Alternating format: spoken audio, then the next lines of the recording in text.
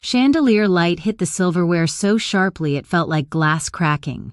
My father didn't raise his eyes when he said it. "The money is gone, Victoria."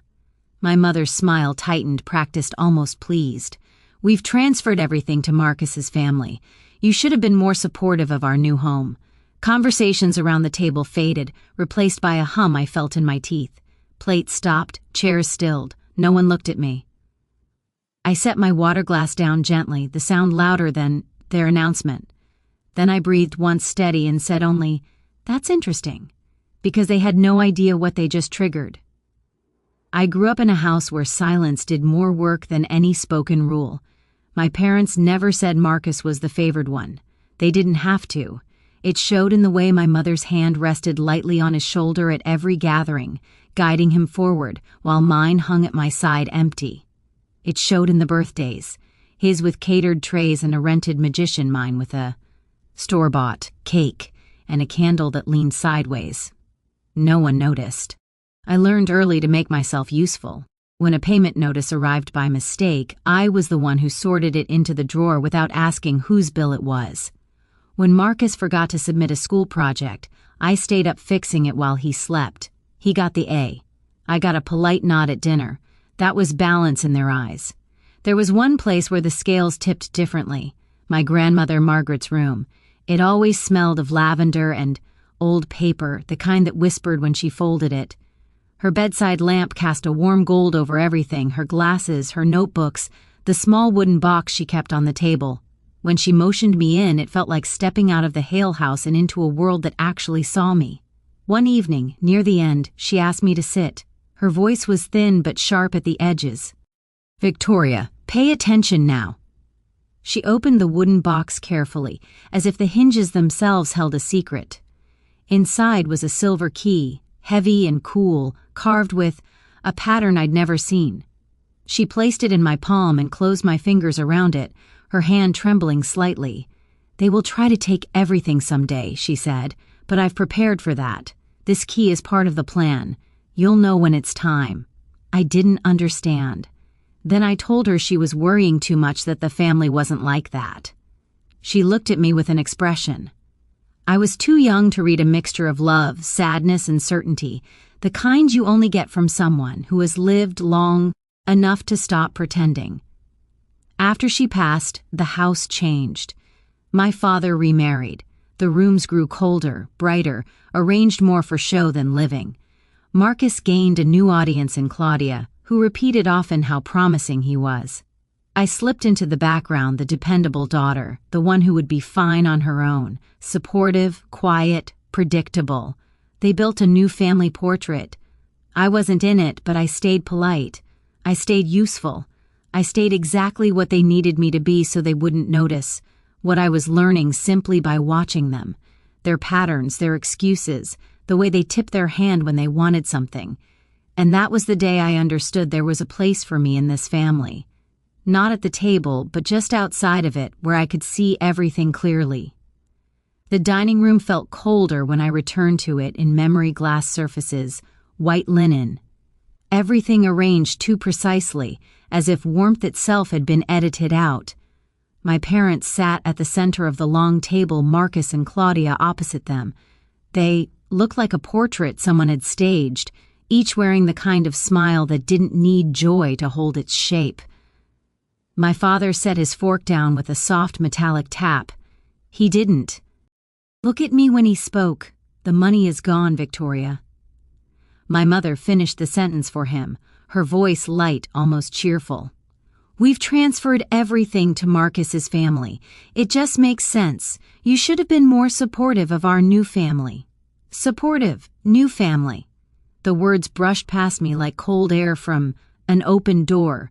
He didn't have to. His posture set, enough elbow resting on his chair, chin lifted slightly, as if he were already accepting a role he didn't earn. Claudia reached over and straightened the corner of a napkin, smoothing it with unnecessary care. A gesture meant to soften the blow, but only sharpening it. No one asked what I thought. No one paused to consider whether it was theirs to take. They spoke of my grandmother as if her plans were an inconvenience, as if her life's work could be refiled under family adjustments. I kept my hands in my lap, fingers curled lightly to hide the tremor beneath. My phone buzzed once under the napkin, an email, a notification, a warning, but I didn't reach for it. I watched the scene in front of me. Instead, the synchronized confidence of people who believed the matter was settled. My father finally glanced up briefly, just long enough to confirm I wasn't going to make a scene. My mother's smile softened, satisfied, with her own phrasing. "We just need you to understand," she said. "Marcus has responsibilities now, a child, a future to protect," as if I had none. I lifted my glass, the water shifting quietly inside. When I set it down, the sound was sharper than I intended. Every face tightened just enough to betray a flicker of doubt. "That's interesting," I said. 3 words. Calm, even, unmoving. My mother blinked. My father swallowed. Marcus straightened. They thought it was acceptance. They didn't know it was the moment everything shifted. The parking garage was silent except for the cooling click of my engine. I sat there with my hands on the wheel, not gripping it, just holding it lightly, as if the smallest pressure might fracture something I wasn't ready to see yet. The overhead lights flickered in that slow, humming way that made everything feel suspended between 2 moments. I didn't cry. I didn't even flinch. I just breathed once steady, then opened the small compartment beneath the dashboard and took out the velvet box I kept there for no reason I could ever explain until now. Inside, nestled in a strip of faded fabric, was the silver key my grandmother had pressed into my hand years ago. Cold, ornate, too heavy for something so small. I turned it over in my palm. The carved pattern caught the light like a secret trying to speak. "Someday they'll show you exactly who they are," she had said, "and when they do, you'll know what to do." I didn't know then. Now I did. I placed the key on the passenger seat and stared at it until the shape settled into my mind like a compass turning north. Then I picked up my phone, still buzzing with the notification from dinner, and opened the email. A courtesy alert, a failed attempt, a reminder that someone in that room had been busy long before tonight's performance. I powered the phone off. Silence settled like dust. At dawn, I called the studio I worked for and told them I had a family emergency. My voice didn't shake. I didn't give details. I didn't need to. Then I dialed the number on the card Mr. Keller once gave me back when my grandmother introduced us with a subtle cryptic "he handles things." He answered on the second ring, voice, calm, measured. "M. Hale, I've been expecting you." Within an hour, I was in the downtown branch office, a quiet glass room above the city. The receptionist guided me in without asking questions. They never asked questions here. That was the comfort and the warning. Mir Keller greeted me with a nod, sliding a folder across the table with precise movements. "Your grandmother's instructions activated immediately after the attempted access," he said. "She prepared well." I opened the folder. Audit notices, frozen accounts, automatic injunctions, traces of every transfer attempt routed directly back to the same handful of names. My parents, Marcus, Claudia, their signatures not forged this time, scrolled over forms they didn't realize were monitored. But the most significant document lay beneath the rest. A diagram of Whitford Holdings, the quiet force behind Hale Industries. My grandmother's signature, a clause highlighted in ink.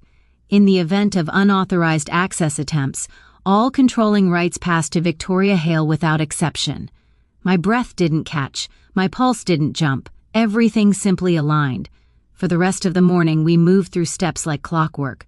I filed the necessary authorizations, signed the letters, approved the internal audit, reviewed the trust structures, verified the sealed deposits linked to the silver key. Every action quiet, precise, simple.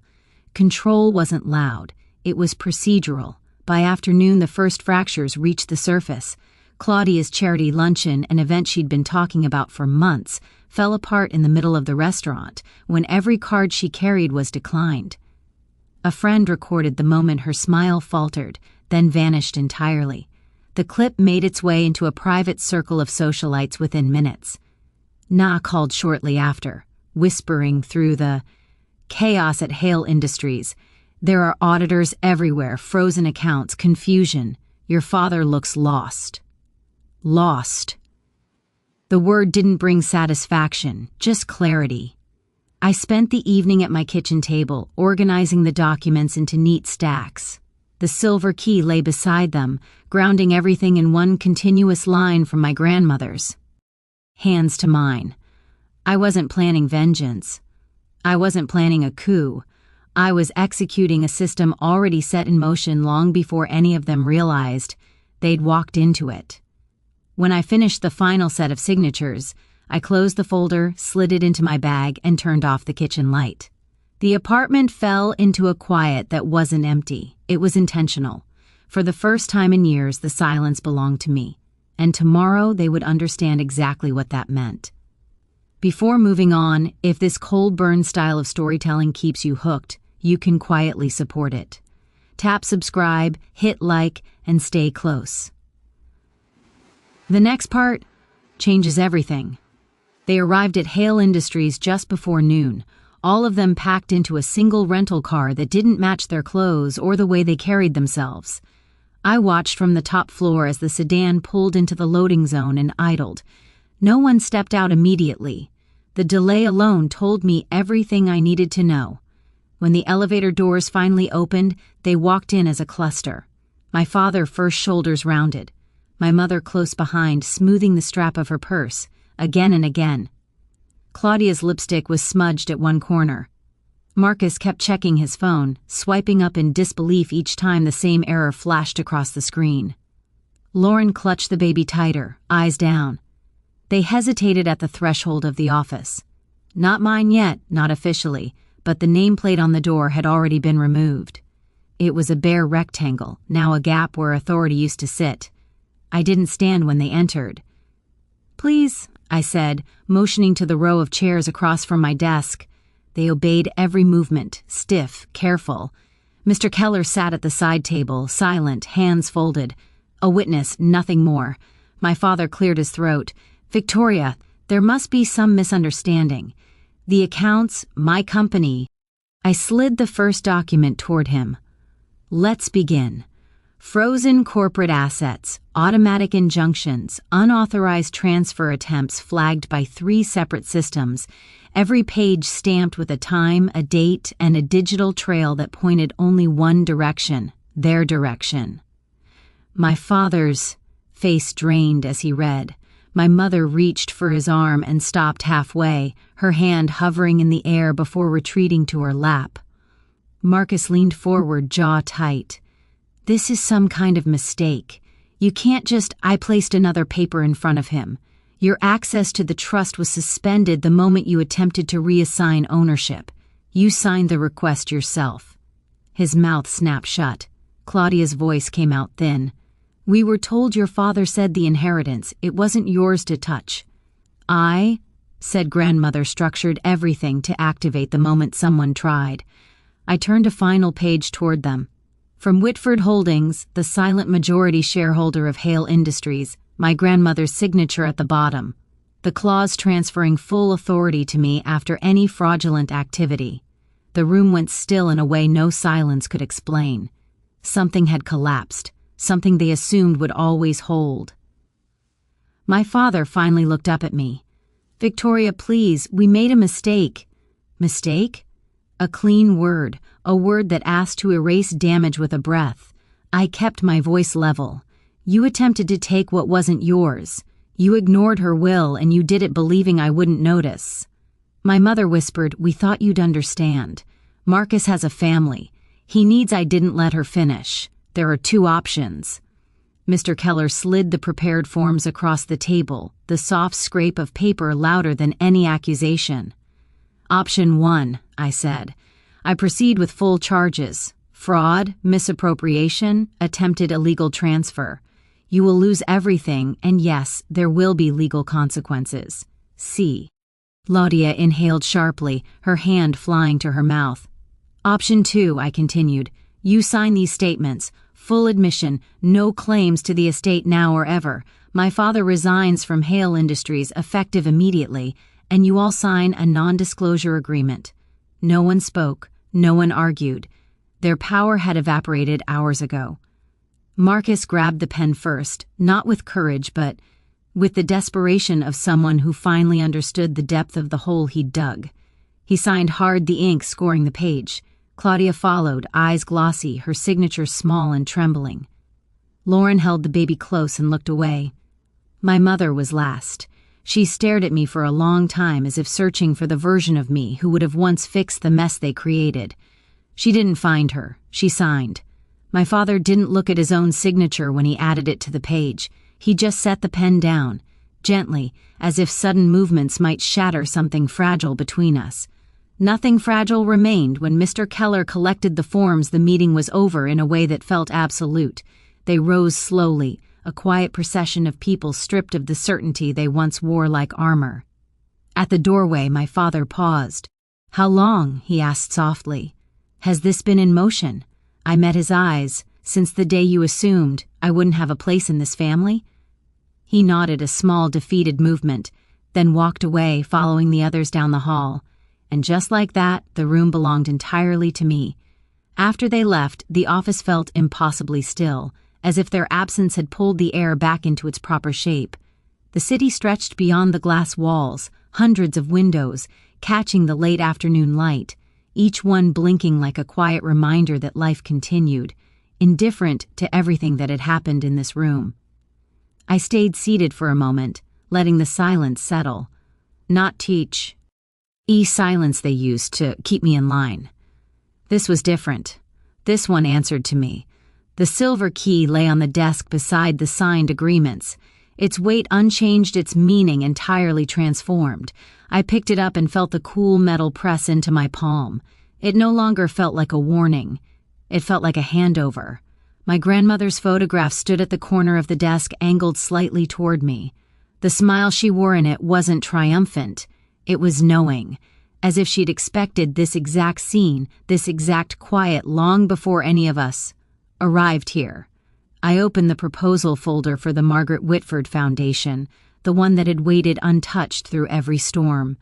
Pages outlined support for women rebuilding after financial or familial betrayal, grants legal guidance, safe transitions, a blueprint for something cleaner than revenge, something steadier than anger.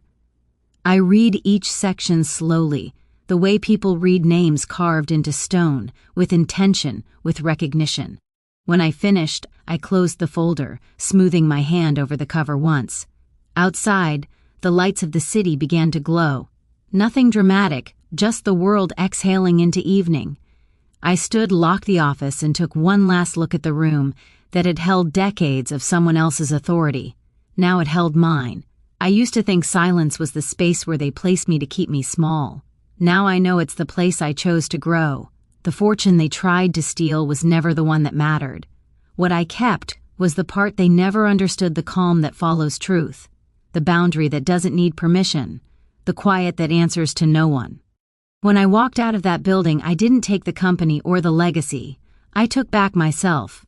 If you want more stories told in this cold, steady voice, stay subscribed and keep listening, because sometimes silence isn't weakness, it's justice wrapped in grace, Silent Reveng.